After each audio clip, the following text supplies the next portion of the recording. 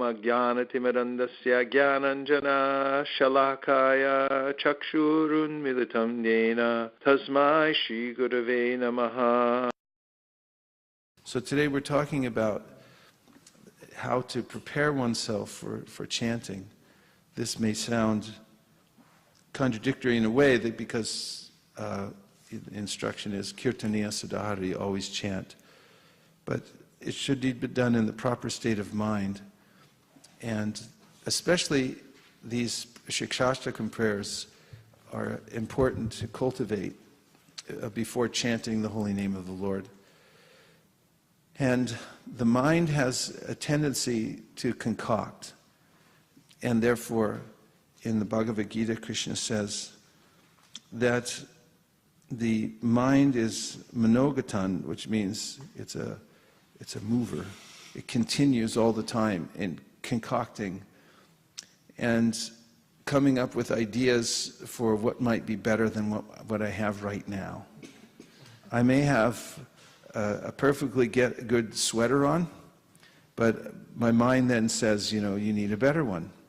You need something different, a different color, perhaps a different shade. That's why it's possible for companies to sell every shade of sweater there is, because the mind then jumps from one to the next and says, oh, this isn't right for me, I need a different color, and so forth. Sadhus, typically, they pick one color and they stick with it, because that way they don't have to think about it so much. This is the nature of the mind, to be restless and want to go from one form of sense gratification to the next. And Prajahati yada kaman sarvan parta manogatan atmanyeba madaha tushta stita pragnastadochite. But Krishna says in the Bhagavad Gita that a person who is a stita pragna becomes satisfied in the self. And actually, this is an instruction given by Narada Muni to the Prachetas. One of the ways to satisfy the Supreme Personality of Godhead is for oneself, is to oneself cultivate satisfaction. In the face of the concoctions of the mind, which is like a machine that just keeps putting out more and more images for me to examine and say, wouldn't you like this? Wouldn't you like a little different combination or permutation than you have now? Stita pragya is satisfied with something different from that, with the experience of being conscious. And so one must have that as a goal in order to come to this position of feeling satisfied. And before chanting japa, for instance, one must realize that the machine is running. What is that machine? That machine that concocts all kinds of ideas about what I need that I don't have right now in front of me. And because if you don't turn the machine off, or at least observe that it's doing what its job is, and which is to come up with unlimited concoctions for material desires, then while you start to chant, you'll also be distracted by these things. And another result can be that if you chant and you also desire these things, then the holy name is called Nama Chintamani Krishna's Chaitanya Rasa Vigraha. It fulfills all your desires. So what is the result when you have all these material desires and then you're chanting and think, I want this, I want that, I want this, I want that? Then the unfortunate result of that is that you'll get all those things. And in fact, as we were reading the Brahma Samhita, the personality of Saraswati appears before Brahma. Uvacha Puratastasmai Tasya Divya Saraswati Kama Krishnaya Govinda He Gopi Jani Ityapi Vallabhaya Prayavanir Mantram Te Dasati Prayam Tapastam Tapa Etain Tavasidhir Bhavishyati. She says that this mantra will fulfill all your desires, and also you can attain perfection by chanting the mantra.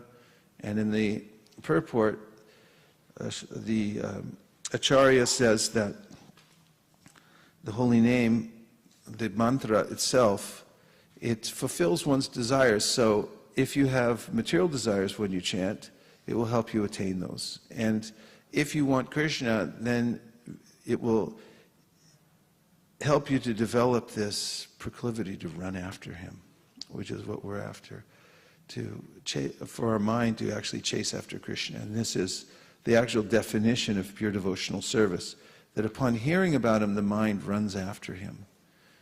Can you look up the verse, please? You know which verse I'm saying? Kapila Dev. A third canto. It's right after the section where he describes devotional service in the three modes of material nature. And so, studying the Shikshashtakam every day is an important way to prepare one's mind. The Shikshashtakam is a set of prayers, and by studying them, analyzing them, they're very dense.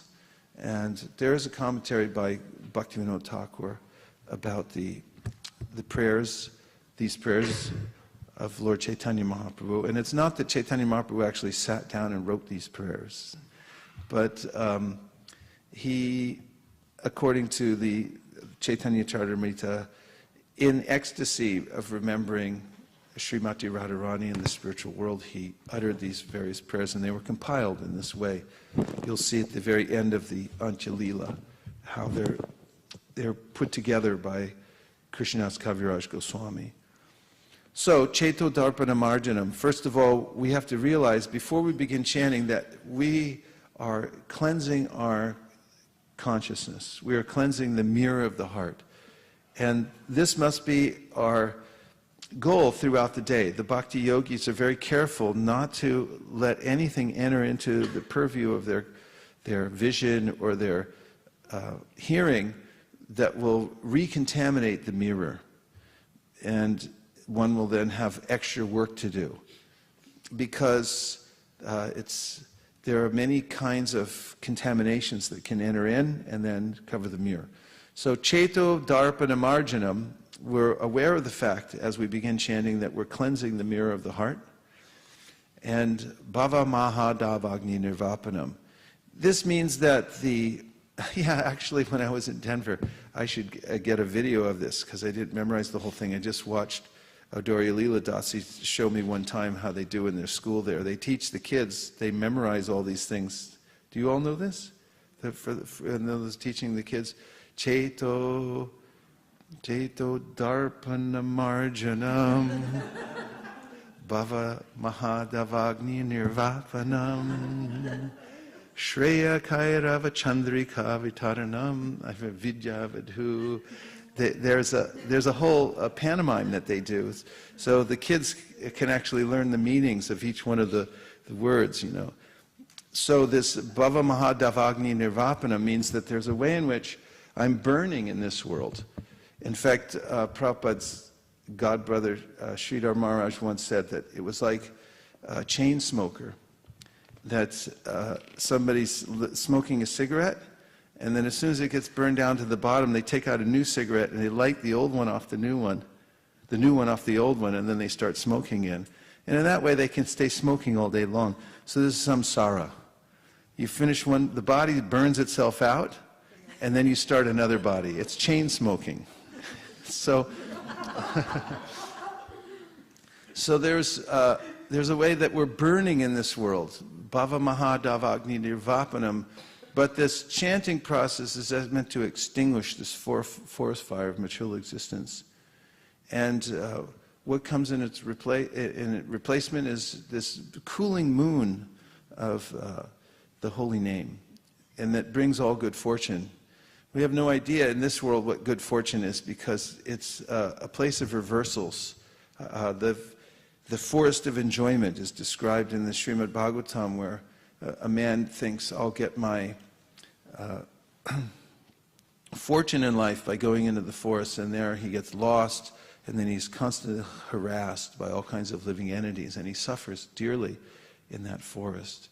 And whatever appears to be good fortune is actually just a setup for another disappointment in this world.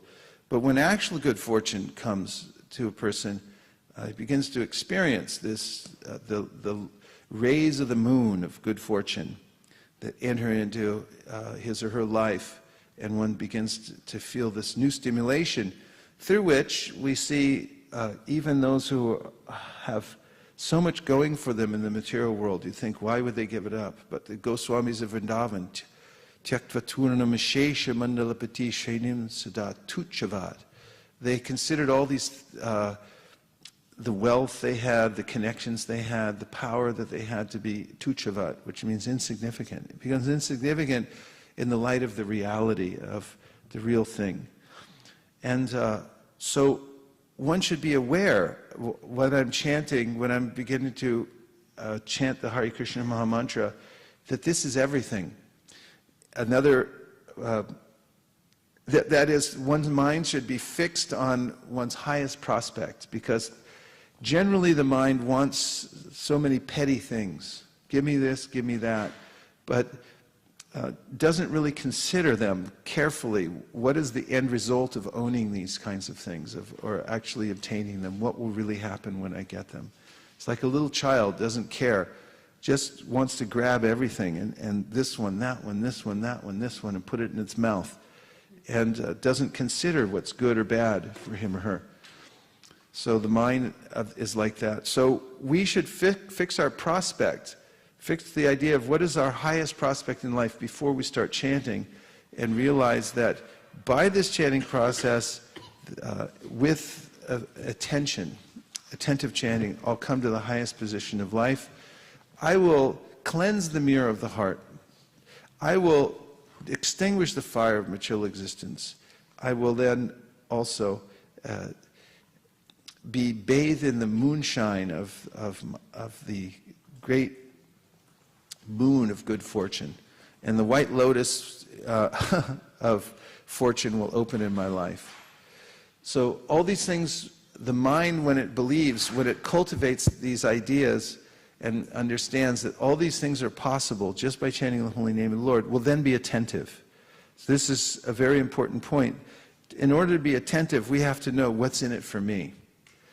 In other words, you can be sitting in a crowded room and you hear so many voices talking, and it's just a cacophony, it's just a din, but it's nothing very interesting until over way in the corner you might hear someone say your name. They're talking about me, and then immediately, you tune out everything, the conversation you're talking here, all the other voices, and you can hear very distinctly now, all the way in the corner, what are they saying about me? Because ultimately, as Shukadeva Goswami says in the 10th canto, when he's speaking to Parikshit Maharaj about Krishna's pastime of Brahma stealing away the boys and calves, that everyone wants to know one thing: what do I get out of this? What's in it for me? Everyone's self-interested in this world. So if we understand, if we cultivate this idea of my highest good is available through chanting of the holy name, if I have a firm belief in this, then the mind may cooperate. Then you can, through intelligence, convince the mind, don't run away, stay for this. You're going to get something out of it. This is an important aspect of paying attention while one is praying, especially praying through chanting, through the repetition of the Hare Krishna mantra. We're repeating God's name over and over again, after all. Hare Krishna, Krishna Krishna, Hare Hare, Hare Rama, Rama Rama, Hare. And this actually connects us directly to the Supreme Personality of Godhead. Directly. There's no separation at all for those who enter into the chanting with this clear understanding of what it is and what one's benefit is from chanting the holy name. So Mahaprabhu begins in his Shikshashtakam with giving this, it's benefits-based marketing. He begins by telling us, what are all the benefits? Cheto dharpanam arjanam, bhava mahadavagni nirvapanam, shreya kairava chandrika vitaranam, vidya vidhu jivanam. You'll get all knowledge from this also. Don't think that by chanting you're missing anything else. It's the wife of transcendental knowledge. She's right there. So you chant Hare Krishna, you can't be without knowledge, and everything else. All opulence is available through chanting the holy name. Vidya vidhu jivanam. Anandam buddhivardhanam. What we're always anxious for, that happiness, it's in the holy name. Believe it, cultivate it. You have to hear it over and over again, because then the mind the next day will say, no, it's somewhere else. Let's look around let's look around a junk pile and see if we can find some scrap there. But again, these prayers are meant to bring us back to understand it's there, it's there, it's there. Believe it, look for it, search for it, keep focused on the chanting. It's there within the holy name itself. Pratipadam, Purnamrita Swadanam, Sarvatma Snapanam Param Vijayate. My godbrother was once telling me, he was very vigilant. I saw him every day when I visit him. He's in Bangkok when I was passing through. I'd stay at his home. Very serious about chanting his rounds every day. He would get up, take his bath, and sit down in front of his deities. And he would just sit there the whole time and chant his 16 rounds, very methodically. And he was telling me his experiences with chanting Hare Krishna. It's nice to talk to other devotees. What is your experience of chanting Hare Krishna? And he would say sometimes he has this taste when he's chanting, and other times he said nothing coming at all. And then he said, like one day he chanted his 16 rounds and he was thinking, why? I can't have anything. And then he finished his morning duties, went out of his little temple room in his house, and then he was putting some laundry in the little, Asian washing machine. And then he said right when he stepped out onto the veranda and he was putting laundry in the washing machine, immediately he looked at the world as completely different. He felt this happiness and detachment, a satisfaction. And he realized then it's all there. Sometimes you realize it right away, you'll realize it later on. And if we had the commentary of I do on my laptop. Anyway, Vishwanath Chakravarti Thakur talks about the holy name in the 6th canto of the Srimad Bhagavatam in relationship to Ajamil. And he said the holy name will manifest his munificence in due course of time, according to his own schedule. Don't try to rush it. It's just like a fruit on a tree, he said. When you grow a tree, it takes its time. And it takes a while you've got to put it in the ground, you've got to wait for a few seasons before, and then the fruit comes out. And it doesn't come out all juicy right away. It comes as a little tiny, first a flower, and then a little tiny, whatever it is, a little tiny, little round thing. And then it starts to grow, and it takes some time with the sun and the rain and all the air and all the, everything all put together, hanging on the tree for so long, and then it becomes ripe. And so when we're chanting, we also have to realize that there's a period of time we have to be patient for, and the holy name can come at any time. And in fact, in that commentary, Vishwanath Chakravarti Thakur says, the Lord manifests his munificence through the holy name in the life of the devotee in his own time scale, and he has different motives for doing that. It's all for the good of the devotee, but sometimes he withholds it for some time. Sometimes people get it quicker than others, but sometimes he withholds it to the very end of their life, in fact. So don't give up. Wait for it. Okay, you got to wait for the holy name. So you have to be patient, and that requires reminding oneself over and over again that this is all available for the holy name. When you get medicine from the doctor, you may not experience the improvement. You may not feel any improvement right away.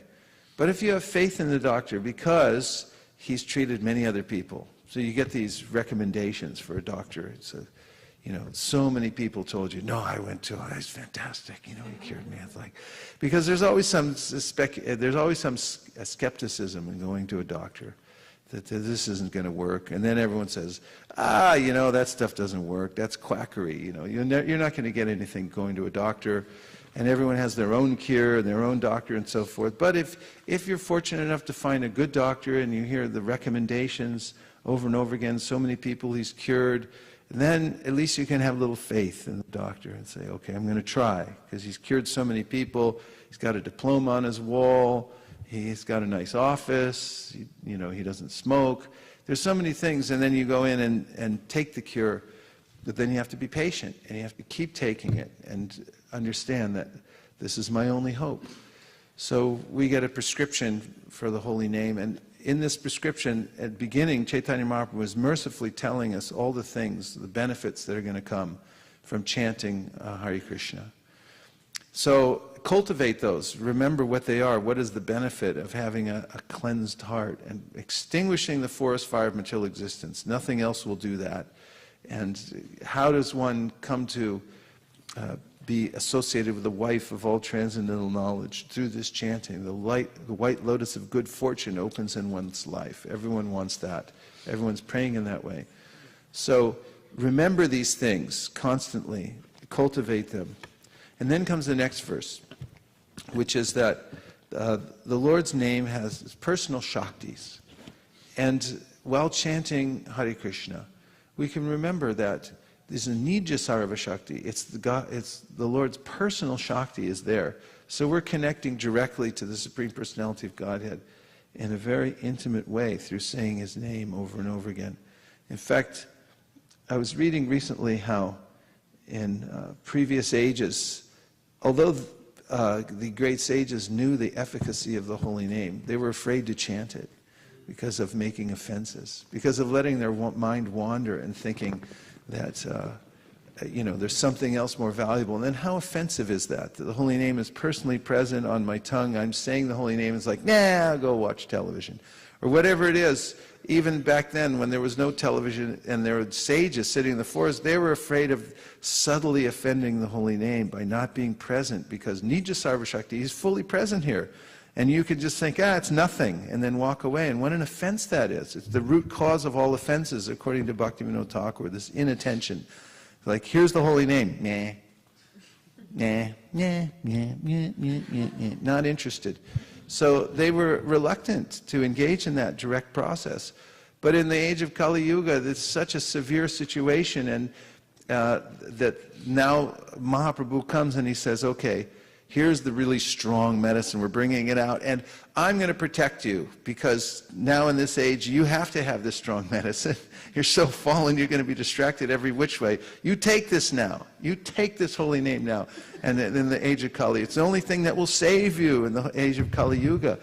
So he's bringing out this point. Nam Nam Akari Bahuda Nija Sarva Shakti. It's all in there. All the powers of the holy name. There's so many names that can attract your mind, just as there's so many colors of sweaters you can be attracted to. Okay, so there's millions of names of Krishna. You can go through them all and become attracted to these different names. But then he says that I'm so unfortunate that even though this is the strongest process, even though it's been brought directly by Mahaprabhu in order to save us and give us a dispensation, that your only qualification in the age of Kali is that you're so unqualified, we have to bring the heavy medicine, and we're not going to consider any of your offenses. That I'm so unfortunate. Durdaiva means just like I'm star-crossed. Durdaiva means there's the demigods are messing with my head, so that I can't be attracted to this. Somehow or other, something's gone haywire in my mind, and I can't take this. I can't even take the medicine. So what am I going to do? So that comes out in the next verse, which is here's how to solve that situation. You have to do this, at least this, in order to be able to have traction in your chanting, and that is, you have to consider yourself, and this is according to the reality of the situation, come to your senses for a moment and consider the reality that you're as low as the grass, and that you should cultivate this, and you should also feel that yourself to be very tolerant like a tree. Tolerate. So I was reading another devotee named Shraddha, who's a disciple of what's his name, the great scholar who writes all these books in ISKCON. I mean, he was in Philadelphia, now he just moved to Washington, D.C. Bhakti, Rabindra Swarup Prabhu's disciple Shraddha, who's his secretary. You know, she picked out and put on her blog this article written by a monk in the Catholic Church, and he was talking about how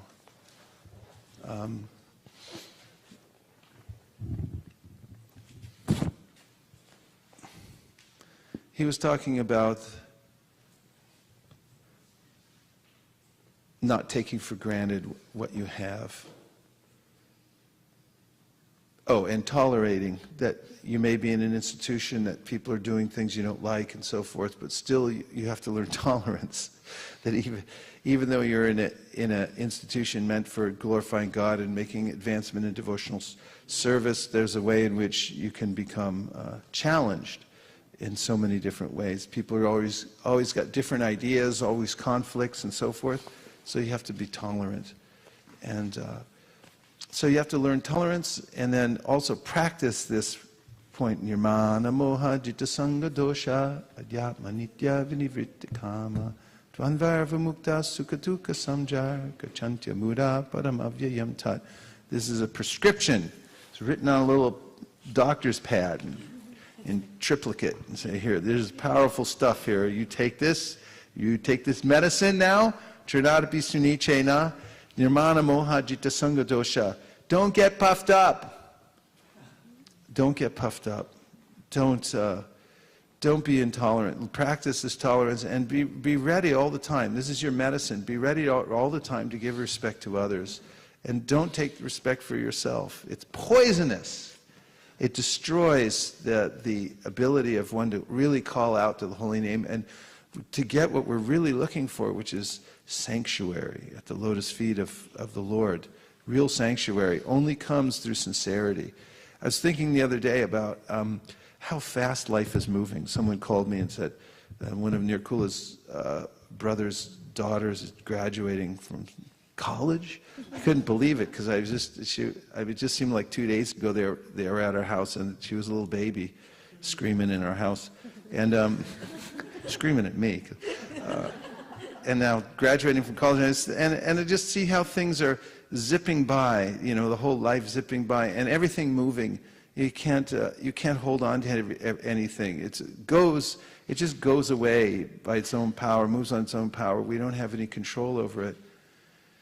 And there's only one thing that's actually holds its own in all this movement. It's sincerity.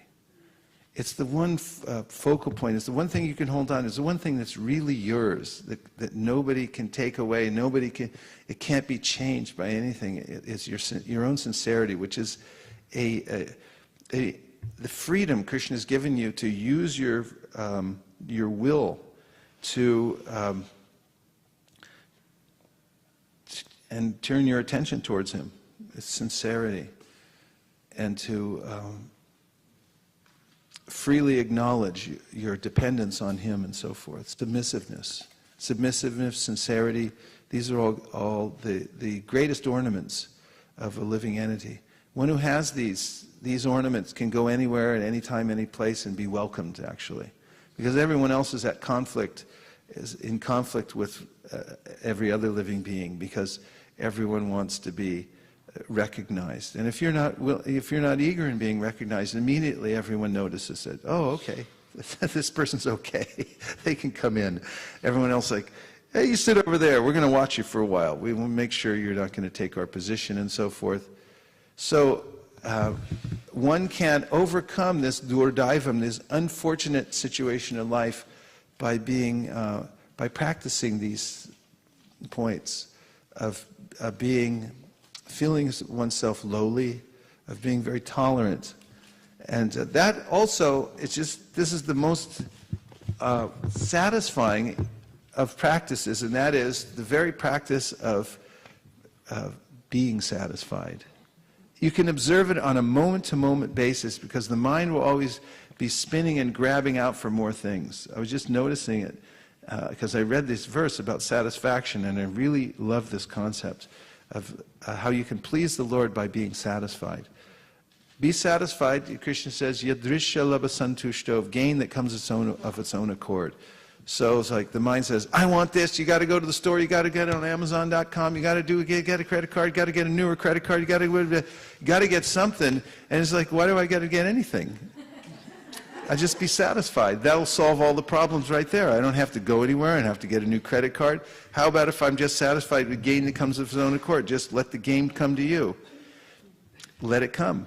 and then be satisfied with what you already have, which is so significant that if one can realize that, one doesn't actually have to go anywhere or do anything. In fact, one isolates oneself from all the barrage of desires and other kinds of sense objects that can come into one's purview. One becomes resistant to actually letting the mind out to entertain them, because he knows that starts a whole suite of other possible implications that will take me down a road that will leave me stranded. And as Shankaracharya writes in one of his prayers to Lord Nrsingadev, then the highwaymen of my senses. Don't you hate highwaymen? Did you ever meet any? You get held up. When I was a kid, my parents used to take us down to Mexico for Easter vacation. We had a pile in our Volkswagen microbus, because my parents were good, intellectual academics, so they had to have a microbus. And so we get in our Volkswagen microbus and we drive down to Mexico. We were through Mexico. I remember one time we got stopped on the road. We were in the middle of nowhere, which is really dangerous, actually, driving with your kids through Mexico. I was like, what were you guys thinking? And were you trying to kill us or what? We got stopped by this guy with a gun and then other guy with a sword, and we had to pay him off. And then we went on. We didn't get killed or anything like that, but it's like highwaymen. They're just waiting there. You never know when they're going to rob you. And in India too, we said during Kartik, it hasn't happened recently from what I know, but about 10 years ago, I remember some devotees were leaving Radhakund on Bahulashmi, where 1 million people come to bathe in a pond that's about twice as big as this temple room all at one time. And so then, on the way home at 1 o'clock in the morning and stuff like that, these highwaymen, they'll put it, this is interesting, you're going to go like this, about highwaymen. They put a log in the middle of the road, and then, you're just driving in the dark in some crummy ambassador car or something like that 10 years ago. And then, you have to come to a squealing, screeching halt with the crummy brakes and the tires with no treads. And then, out from the bushes come all these guys with guns. And they shot in the window, they hurt some of the devotees, they took all their money, and, they tried to get away, and it was a big, traumatic experience. So Shankaracharya said that the highwaymen of my senses, they grab me, they rob me, they throw me into a pit, and I'm just stranded down there. So devotees are very careful about this. This verse helps protect us, this prescription. Take this prescription home. Don't go down these roads where the highwaymen are lurking, the roads of the senses. Hey, come down here. This is going to be really interesting. No, it's not. It's not. First of all, it's not going to be interesting. Punak punas charvita charvananam. Prahlad Maharaj says it's not interesting. Tell your mind, I'm not interested because it's not interesting. It's all been done before. I did this. I went there before, and it's not interesting. That's Maya's trick. So it's interesting. No, it's not interesting. Not interesting at all. There's something much more interesting. What was that? Been there, done that. It's all been done and more. Hansapriya? Yeah, the invisible hook for the fish. And I was saying at Google the other day, some of the people had heard of Charlie Brown. Have you heard of Charlie Brown? Charlie Brown was a Peanuts. You ever heard of Peanuts, the comic strip? Charlie Brown is the hero, so to speak, the anti-hero of the comic called Peanuts. And one of the scenes in that I described the other day at Google, which some people had heard of, because you can relate to this. It's me. Hey, that's me. That's why people like Charlie Brown. It's like Lucy, who's his nemesis. She always brings the football, an American football, and then puts it in. Part of football is, someone holds the football and then you have to kick it, right? And so, she'd come out and hold the football and say, Charlie Brown, come kick the football. And then Charlie Brown goes, no. I remember last time, as soon as I came to kick the football, you pulled it out and I landed on my head. He said, not this time, Charlie Brown. And then so he go, okay, and he finally get his courage up and he come running to kick the football, and then whoosh, she'd always pull it out. Lucy was like that. That's just what she does, And so that's what Maya does too. Maya's like, come here, come on, no, try it again, It's like, okay, all right, this time it's like, whoosh, boom, right on the head. So, those who are engaged in this process of bhakti, the sincere prayers, they cultivate this idea. There's nowhere else to go. I have no other refuge except for you. And this is medicine. This verse 3 is the medicine. It's the medicine. In fact, it's mentioned in the Chaitanya Charitamrita that by Kaviraj Goswami that one should wear this around one's neck. You have to make a garland of it. So on the way home, you have to stop at, what's the name of the place? Michael's? Okay, go to Michael's, or if you have the yarn barn. There is no yarn barn, but if there was one, you could go there too. And you could get some thread. You got to get your own thread. Go to Michael's, get yourself some thread, and then string this as a garland when you get home. And look at the jewels that are in this verse. These are each jewels that will actually make you wealthy. Counterintuitive to the materialistic mind that wealth comes from working hard. No, it doesn't. Lots of people work hard and they don't get anything except for, more work. And their boss takes away some of their colleagues and says, okay, you're fired, but you do all their work for them, right? That's what you really get in the material world. You don't get anything really. And then, so these are the real jewels of life, Vishaka. I just remembered this quote that I heard from Radhanath Maharaj. He was saying that estimate how rich you are by counting the number of things that you have that money cannot buy. Oh, that's perfect. Estimate how rich you are by how many things you have that money cannot buy. Yes, Sundarananda Prabhu. I have a question, Prabhu. Yes. So, first of all, we have heard, at least I have heard this verse so many times, but this particular mood doesn't seem so natural in the sense that it doesn't seem to come very naturally. And my second part of the question is... What's the question? That's a statement, not a question. So what should we do to... are there things that we can consciously do to imbibe this particular mood? Well, one thing is get around people who can straighten you out. That really helps. If you get around a crowd, an easy crowd, or a crowd that's not interested in this, then you may not be so inclined. But if you can get around somebody who will straighten you out regularly, it really helps. It's the fast way to come to this feeling of I'm really low, is to get chastised by somebody you really respect. And you can see they're advanced. If they say something to you heavy, then really quickly you can feel Trinadapi Sinechena and how beneficial it is. Because as soon as you get chastised, then you can feel like, wow, I'm really lowly, it's really hard to take, but then you feel like, wow, I can really chant now. So try to get chastised, Really, that's why you seek, such association, is to really, get that. That's really something that you can do that's practical. Also writing a gratitude journal. Doing? Writing gratitude Gratitude? journals. Write a gratitude journal? Yeah, that helps because if you honestly write, then we understand our position. And when we offer gratitude, we are able to appreciate the presence of Lord and the devotees in our life. That helps us to So what stay thing would you humble. put on your gratitude journal today? I didn't write. I don't write regularly, but in the past, whenever But what I've... thing would you put today? If I write today, I would put... I would basically count the fortunes in my life in the sense... Give us that- one. Like the association in the temple, hearing from you. Okay. Hare Krishna. So, that's a nice point, a gratitude journal. Think of very specific things you're grateful for. Yes? Yeah, in the course of our conversation, I also realized that many times Krishna also reveals our shortcomings, and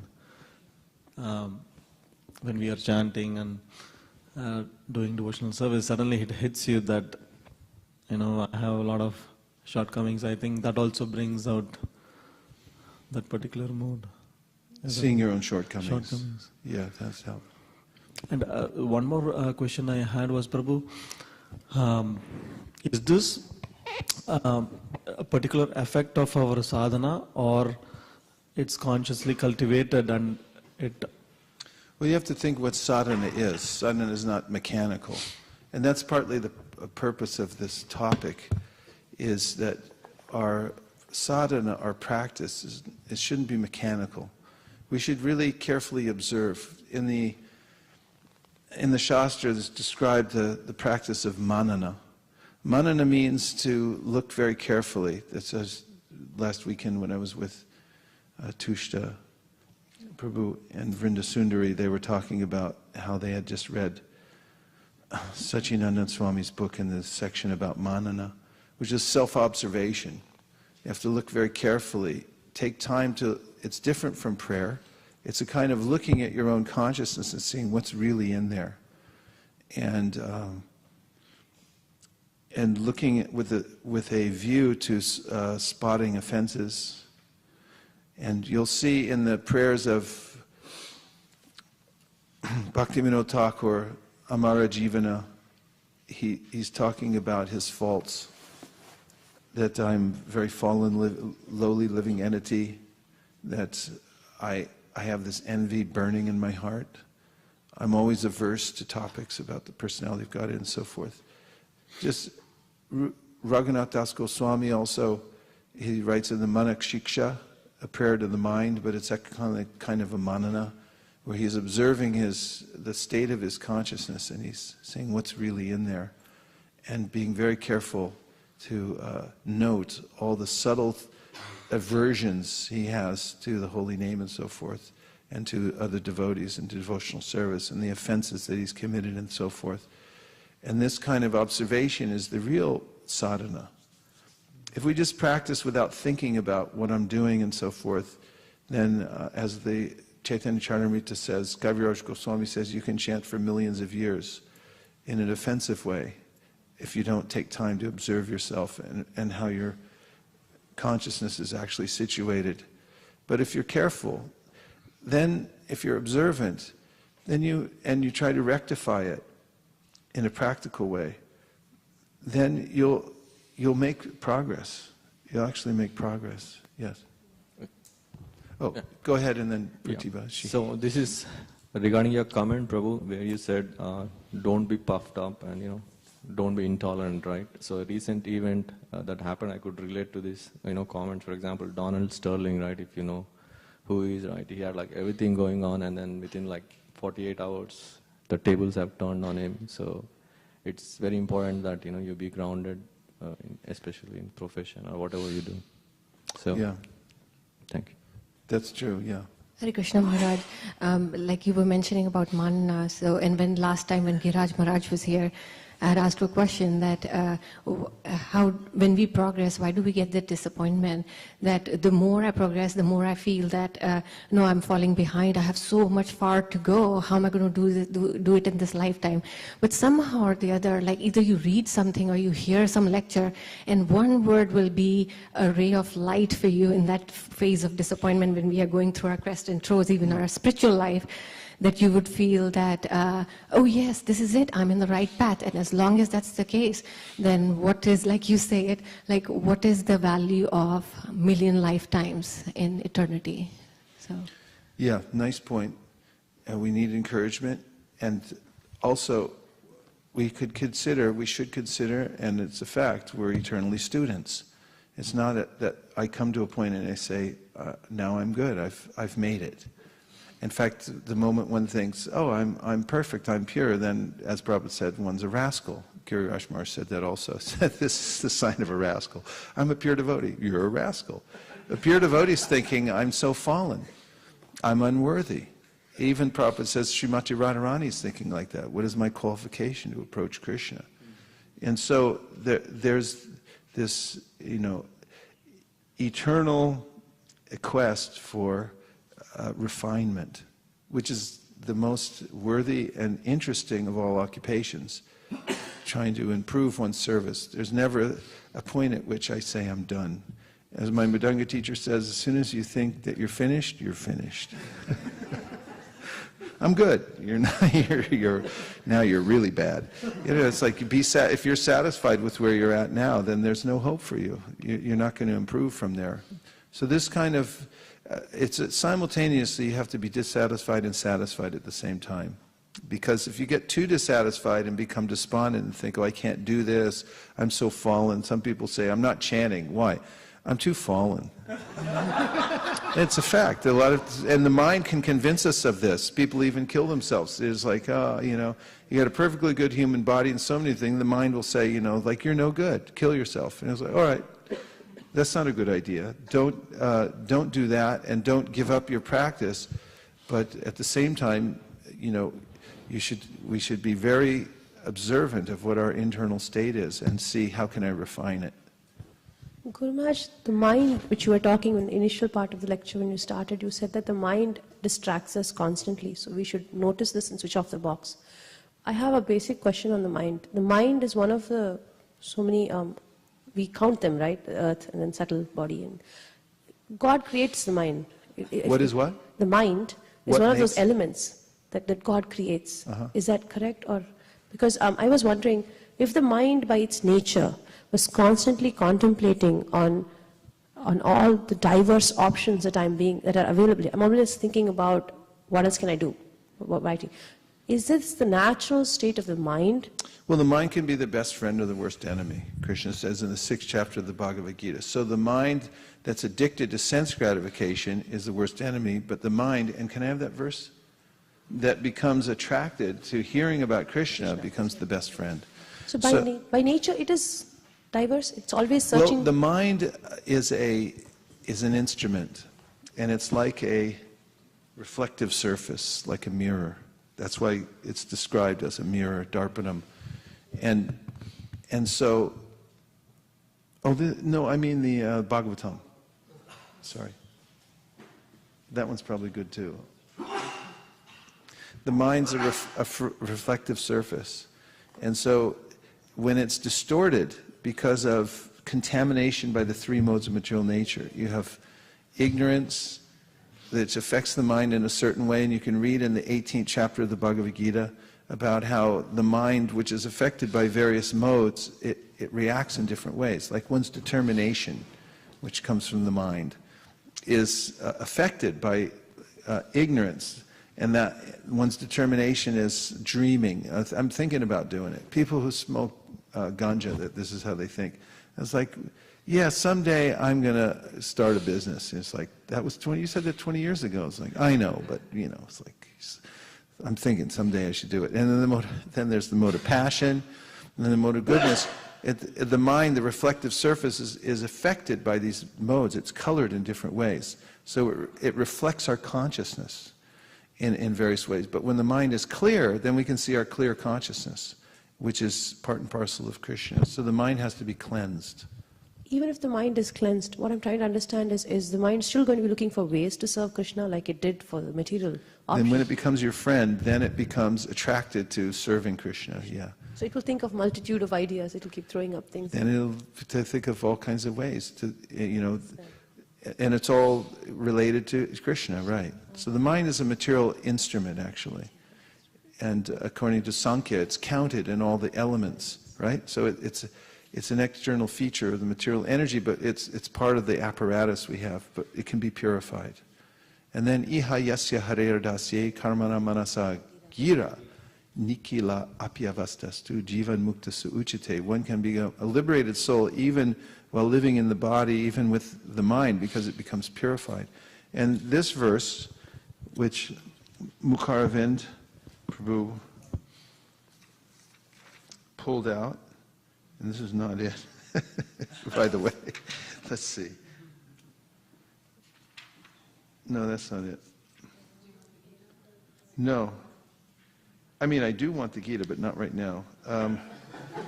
Can you find the verse that is, it describes, he's describing the 3, sorry, I can't remember it right now. He's describing, what is it? He describes devotional service in 3 modes of material nature. There's devotional service in ignorance, passion, goodness, and then transcendence. And then he describes what is the nature of that. Okay, so this is one point I wanted to bring up, how important the Shikshashtakam prayers are. And they only get deeper and deeper. Every day one can study these, but go into them. Don't just say it. Like if you go to some assemblies, after the morning program, that's okay.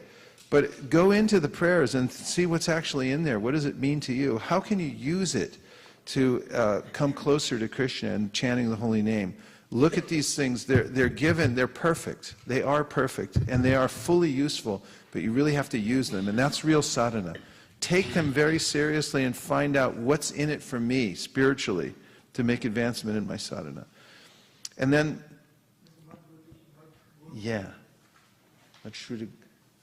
okay, this is it. So this verse describes, this is from 3:29, 11 through 12. This is a very important verse which is quoted by Rupa Goswami and the other acharyas, describing what is the state of the mind when it becomes purified. And you can see this for yourself. This is why it's so important. If you're operating this machinery and you're a sincere sadhaka, you must understand what are the symptoms of your advancement or not. And the verse says, Madguda Shuti Matrina Mai Sarva Guhashaye Manogatir Avichchina Yata Gangam Basom Budao Lakshanam Bhakti Yogasya Nirgunasya Hudaritam Ahaituki Avyavahita Ya Bhakti Purushottame.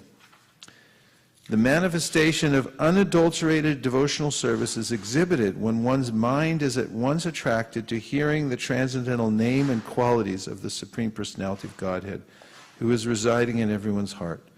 Just as the water of the Ganges flows naturally down toward the ocean, such devotional ecstasy, uninterrupted by any material condition, flows toward the Supreme Lord. While I'm reading the purport to this, could you please get me 4:20:31? Here's the purport. The basic principle of this unadulterated, pure devotional service is love of Godhead. Madguna Shuti Matrina means just after hearing about the transcendental qualities of the Supreme Personality of Godhead. And bring over a nectar devotion while you're at it too, please. These qualities are called nirguna. The Supreme Lord is uncontaminated by the modes of material nature, therefore he is attractive to the pure devotee. There is no need to practice meditation to attain such attraction. The pure devotee is already in the transcendental stage, and the affinity between him and the Supreme Personality of God is natural and is compared to the Ganges water flowing toward the sea. The flow of the Ganges water cannot be stopped by any condition. Similarly, a pure devotee's attraction for the transcendental name, form, and pastimes of the Supreme Godhead cannot be stopped by any material condition. The word avichchina, without interruptions, is very important in this connection. No material condition can stop the flow of devotional service of the pure devotee. The word ahetuki means without reason. Thank you, sir. A pure devotee does not render loving service to the personality of Godhead for any cause or for any benefit, material or spiritual. This is the first symptom of unalloyed devotion. Anyabhilashita shunyam, he has no desire to fulfill by rendering devotional service. Such devotional service is meant for the Purushottam, the Supreme Personality, and not for anyone else. Sometimes pseudo-devotees show devotion to many demigods, thinking the forms of the demigods to be the same as the Supreme Personality of Godhead's form. It is specifically mentioned herein, however, that bhakti, devotional service, is meant only for the Supreme Personality of Godhead, Narayan, Vishnu, or Krishna, not for anyone else. Avyavahita means without cessation. A pure devotee must engage in the service of the Lord 24 hours a day without cessation. His life is so molded that at every minute and every second he engages in some sort of devotional service to the Supreme Personality of Godhead. Another meaning of the word avyavahita is that the interest of the devotee and the interest of the Supreme Lord are on the same level. The devotee has no interest but to fulfill the transcendental desire of the Supreme Lord. Such spontaneous service unto the Supreme Lord is transcendental and never contaminated by the material modes of nature. These are the symptoms of pure devotional service, which is free from all contamination of material nature. So this is the Chetodarpana Marjanam symptom. And as you become purified in your practice of devotional service, you can see for yourself how I'm interested in Krishna Katha. If you start to have a hankering to hear Krishna Katha, this is a sign of spiritual health that is very relishable, because then you don't have any other obligations. You know, the knowledge comes with it that this is everything to me. This hearing of Krishna Katha contains everything. It is everything. It's fully satisfying. I don't need to go anywhere. I don't need to do anything else. And there's full satisfaction in that. And so, as we're improving in our spiritual health, tada rajas tamo bhava kama loba dayasche cheta itera navidham stitam sattve prasidati. One becomes situated in sattva gun and then starts to feel the transcendence breaking through, that one is actually interested in hearing about the qualities of Lord Hari. Itam bhuta guno harihi. His qualities become very interesting to the mind. And not just interesting, then fascinating. Fascinating means that you're fastened to something. That's what fascinating means. You're connected to it intimately, and then you develop an affinity, which just means there's like this loving affection for it. This connection, you feel one with it, and so forth. So measure by this means primarily how much you're advancing in devotional service, and try to cultivate this through purifying the mind and intelligence. Now, as far as preparing oneself for chanting, there are various prayers which are important. And here's a prayer which is by Prithu Maharaj on 4/20/31, which I will recommend as a prescription. Try this prayer, print it out, say it before you begin chanting, memorize it, and think about it very deeply before you chant the holy names. And you'll see an immediate difference in the way you're thinking about your chanting when you begin to chant Hare Krishna. And the verse says, "My dear Lord, due to your illusory energy, all living beings in this material world have forgotten their real constitutional position, and out of ignorance, they are always desirous of material happiness in the form of society, friendship, and love. Therefore, please do not ask me to take some material benefits from you. But as a father, not waiting for the son's demand, does everything for the benefit of the son, please bestow upon me whatever you think best for me." Whatever you think best for me. Samahitum means please act on my behalf. So this is a kind of permission giving to the Lord that I don't know what's right for me.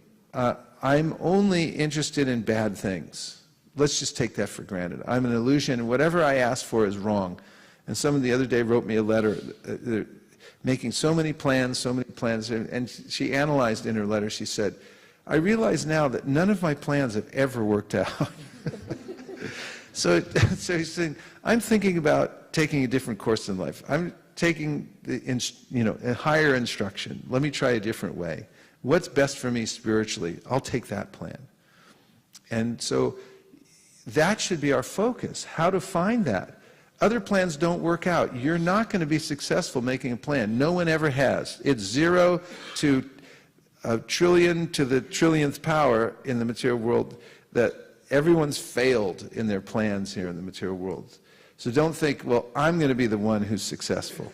This is the optimism of the mind that keeps one in the material world. It's like, I'll be successful.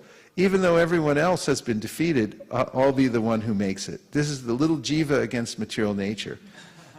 And Krishna says to remind us, Daivahi yesha gunamayi mama maya duratyaya. It's too much trouble. Please don't try for this. It's too much strain on you to fight against the material nature. Just give up and take my plan. Prapadyante, surrender into my plan and take my system. He said, then it's very easy. then life's very easy if you take my plan. No problem that way. So this prayer by Prithu Maharaj is something you can integrate into your practice and just say, my Lord, I don't know what's good for me. You know what's good for me. Therefore, I'm going to chant with an open heart, and you please show me and I'll take it. This is sincerity, and this will protect one in any situation in the material world. It's our constitutional position. And when we act in our constitutional position, we're like a fish that goes back in the water. And the fish on the land, you can give him a credit card. You can give him a Facebook. Yikes. You can give him a car. I don't know, what else can you get these days? Is there anything that's actually you can get anymore? Can you get anything anymore? What else can you get? You can get a house. Give the fish a house. And you can give him give the fish an iPad. Give fish a little fish Google Glass. But fish are happy when you put them in the water. They're so happy. You just drop them in and it's like, okay, I'm a fish. I like the water. So the soul likes to be in this constitutional position. It's Krishna, it's up to you. I'm surrendered to you. Manasa deho geho yo kichu more.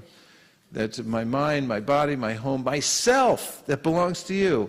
Just give it up and say, yourself that belongs to, this is the process, this is what's called sweet surrender. What's sweet about it? It's just nectar. You flow into the land of Krishna, I'm yours. And I don't have any other agenda in this world except your agenda. And then what do I have to worry about? You're backing me up. And I'm whatever goes, and I heard the other day, Prabhupada was talking about if you surrender to Krishna's plan and saying, I'm just working for you, then if things go wrong, that's Krishna's. Of course, he also clarified other times that you don't botch things because of being lazy or inattentive and then say, oh, Krishna's mercy, that's his. You take it on your head. But Prabhupada was pointing out this very important thing, that if you're surrendered to Krishna, whatever way it goes, if you sincerely gave yourself to that plan of Krishna's and your spiritual master, then the result, that's not yours. You're not worried about it. So try this prayer, and this will prepare your mind in a very powerful way for chanting Hare Krishna. And may I have the first canto of the Bhagavatam. I'll take Queen Kunti, Janmai Shraya Shruta Shri Bir, Edamana Madapuman. Hansapriya. Manasa Deho Geho Yo Kichumor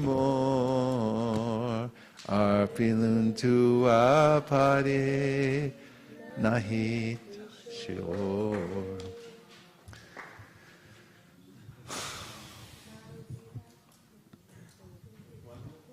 Yes, Harivamsha, and then up to Vital. As you were talking about the plans, I was just hearing in a lecture, and the speaker was telling, well, we all go for insurance plans, and we go about making insurance so that after we leave our body, somebody gets the money, and we think that we are protected, but if we, in the hindsight, we are actually not protected because we have to give our body to give somebody else the money. And he was telling that Krishna has the best insurance plans because he will make sure that our consciousness is right and that is not destroyed. Yeah, and I was just reading in the 18th chapter of the Bhagavad Gita how if you're attached to the fruits of your labor, then the results of that will accrue after death. So not only, do you miss the insurance money, but you also get the result in the next life because you're attached to it. But he said somebody who's unattached to the fruits of their labor has nothing to suffer or enjoy in the next life. You leave a clean slate. It's a nice point. The insurance. Yeah, Vital. You're talking about satisfaction and about having, about the prayer here where it talks about surrendering to Krishna's plan, right? But how does one distinguish? How do I distinguish what is my plan, what is Krishna's plan? For example, right, in a practical thing, job, right? Should I actually, if I have the desire that, okay, I should go for a higher paying job, would that be, if I don't do it, is it satisfaction or is it laziness? Or is it my plan or is it Krishna's plan? So depends what you want to do with the money. It's like I know one devotee's been writing me and he's trying to get the highest paying job he can because he plans on giving the money. And he said, I want to make more money because he said, that's my main service. If that's your main idea about making money, then the point is, anukulyasya sankalpa pratikulyasya varjanam, that you should decide, whatever movement you make in this world, decide based on what's best for my service. And if something's not favorable for your service, then you should reject it. And you should decide based on sadhu, shastra, and guru. You should have these 3 points in your life where you have somebody heavy enough in your life that you can go to them and say, what do you think I should do now? And then you should know that it's in the shastra, and then you should see what have other sadhus done. And you get inspired by that, and you move in that direction. And then adjust accordingly. As you move forward, you'll see, okay, I need to adjust a little more to the right, a little more to the left. It's not final. You find your way through life in all these different ways. Okay?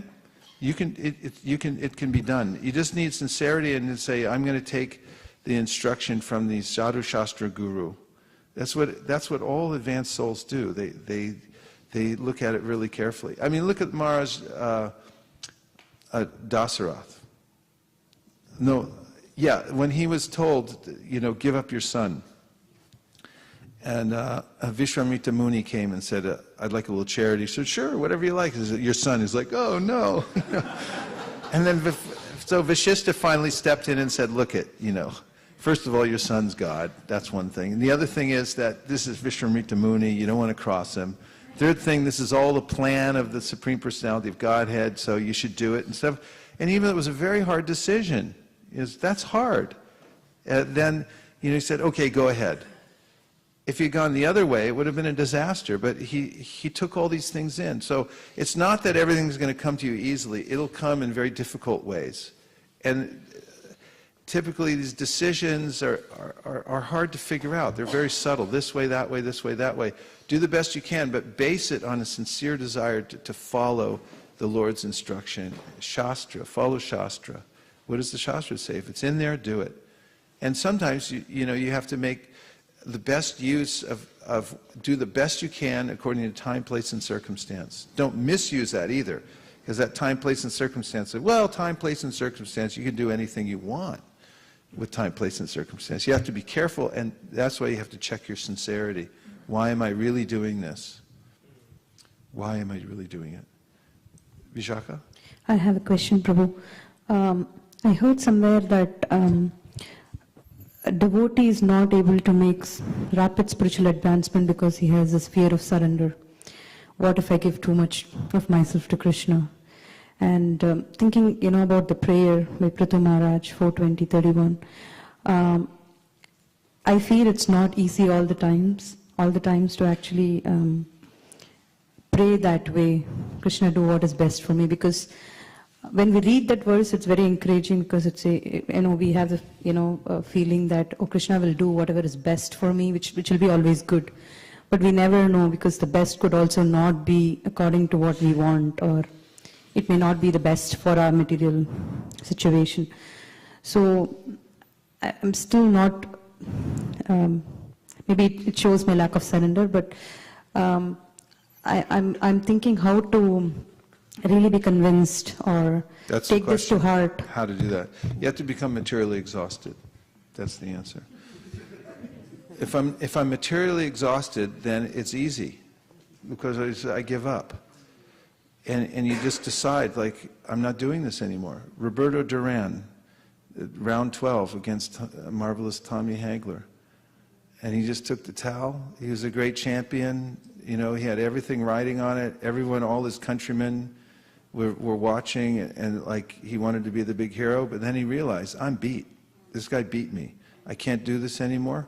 He took the towel, he threw it in the ring, and he said, no mas. Those words, no mas, really effective. No more, I give up. I'm materially exhausted, I'm not doing this anymore. I had this experience in my life when I was doing my business, and I put some good energy into building my business because, you know, I'm a householder and I wanted to do that. And besides, I had this feeling like, I could probably do anything if I put my mind to it. And, you know, I was working very hard diligently on building my business. And one day I was talking to somebody on the phone, and he was arguing with me, some customer type person. And then this whole feeling came across my whole being that I'm not going to do this anymore. It was like Roberto Duran, no mas. And I had this feeling, I'm not going to use any more breath or the muscles in my tongue to convince people to take something, to buy something that's not a set of Bhagavatams, or that's not, you know, I'm convincing them to surrender to Krishna. Because it's a waste for me at that particular time. I'm not saying don't do business, that's not my point.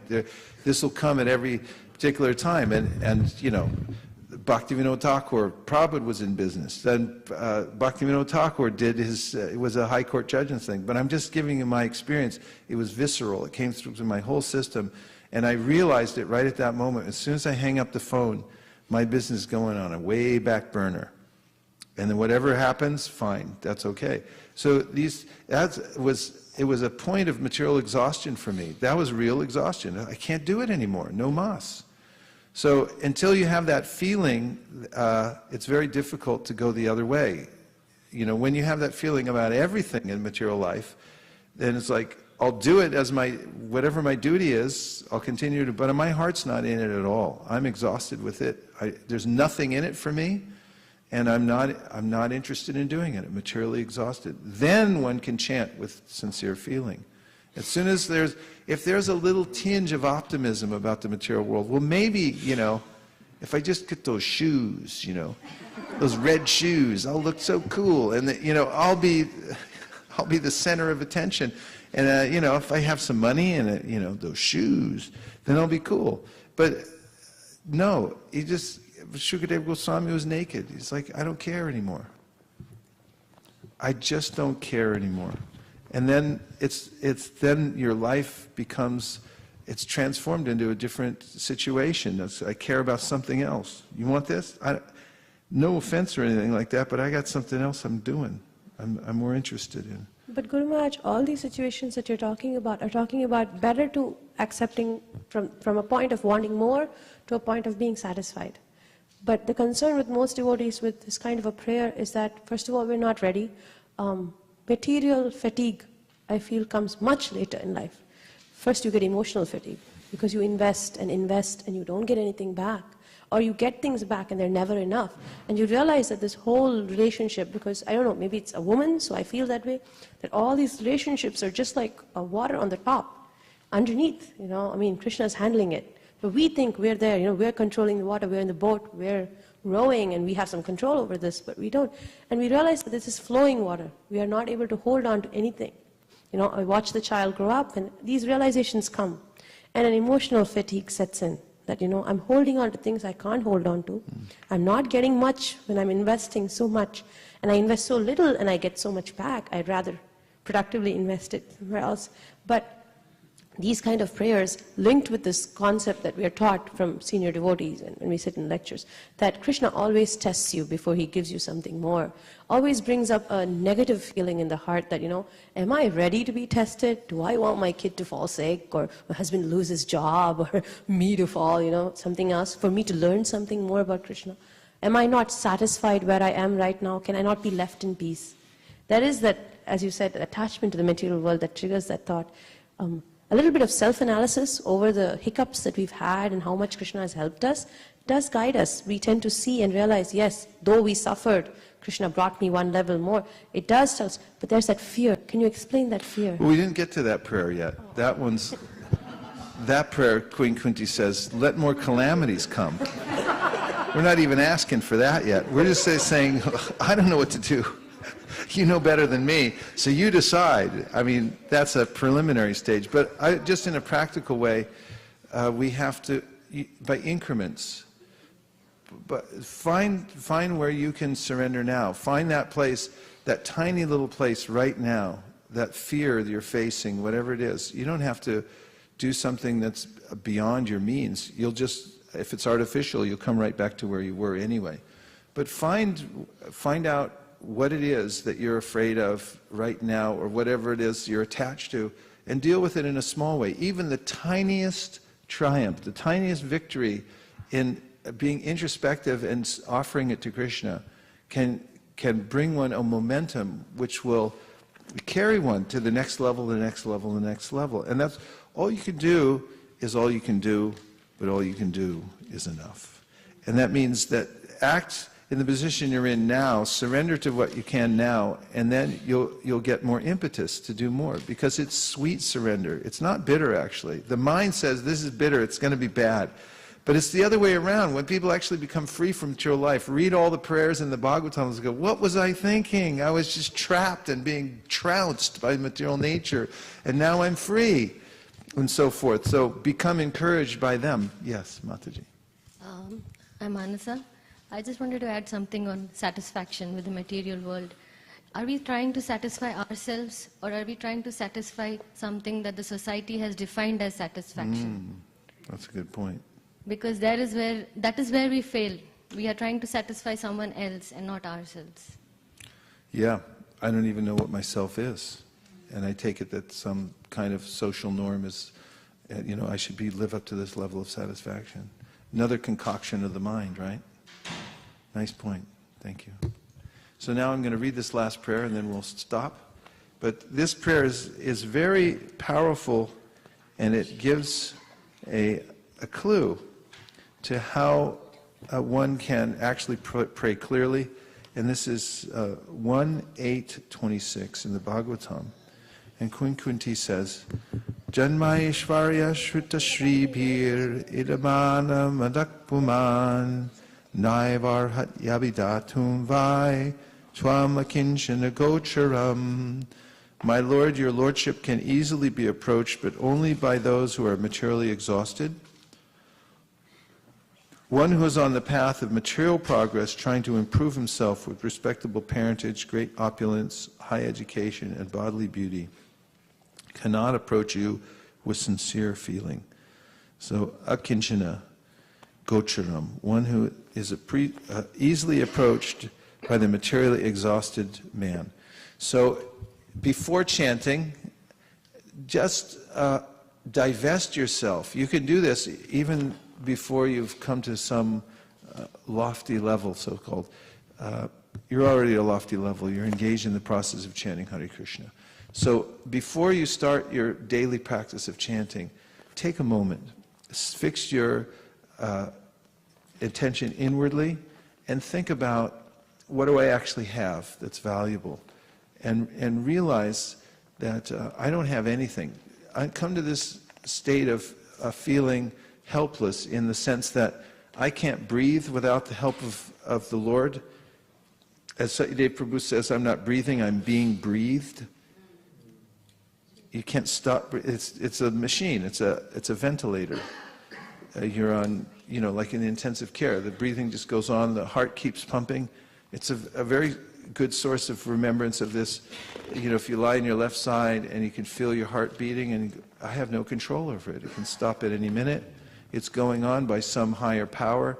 And then experience that about your entire being, that whatever you have, whatever situation you're in now, it's a gift. Good for your gratitude notebook. It's just, I'm being sustained, and I have nothing. I have no real say in it. Whatever I have is going to be taken away. And make yourself open to the holy name, that I'm helpless. Kinchana, I have nothing. And that you can actually do as an exercise, to look at yourself and realize that I'm helpless. And that this idea of security is an illusion. The money, it's just numbers on a screen, really. Whatever you have now. It's you're imagining, I'm imagining that I'm protected by all the plans I've made, all the money I've made, all the kinds of situations I'm in. The mind is in this constant state. Let it go. before chanting and realize I'm helpless, and then begin the holy name. Hare Krishna, Krishna Krishna, Hare Hare, Hare Rama, Rama Rama, Hare Hare.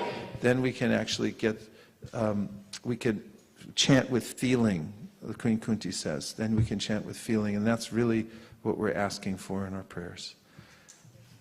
And we have a couple texts, and then we'll end. So this one is from Rajesh Prabhu in Saudi Arabia. Jai. Hari Bol, Jai Guru Maharaj. Thank you for this wonderful class and for the tips and medicines to concentrate while chanting. I like the points of what's in it for me and being satisfied. Nice. Those are two we can live on, yeah. And the other one is from Gandharvika Mataji.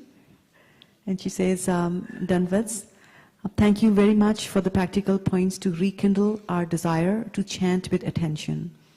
While it's easy for the mind to do physical service of cleaning and cooking, etc., it is very difficult for the mind to develop love for chanting. I'm sure that by referring to these lecture notes again and again, and by referring to Shravanadi Jal email tips, it's possible to convince the rebellious mind to remain focused. Thank you. Thank you, Gandharvika. Hare Krishna. And thank everyone, we thank everyone who's joined us online today. Hare Krishna. Everyone who came all the way here to this beautiful space that Lord Krishna has provided for us to worship Him in. And it's such a important point to sit down together and go through these things and hear the vibrations. And now we can take it out and utilize even one point, take it and apply it very carefully to your own chanting and see the result, and then bring it back and share it with everybody else. Thank you very much. Gaur Premanande Haribo Vancha Kalpatarubhascha Kripa Sindhabhe Evacha Patitanam Pavanebhyo Vaishnavebhyo Namo Namaha. Nachari Armarman, Nachari Armarman, Nachari Armarman, Nachari Armarman, hey, Nachari Armarman, Nachari Armarman, Nachari Armarman, Nachari Armarman.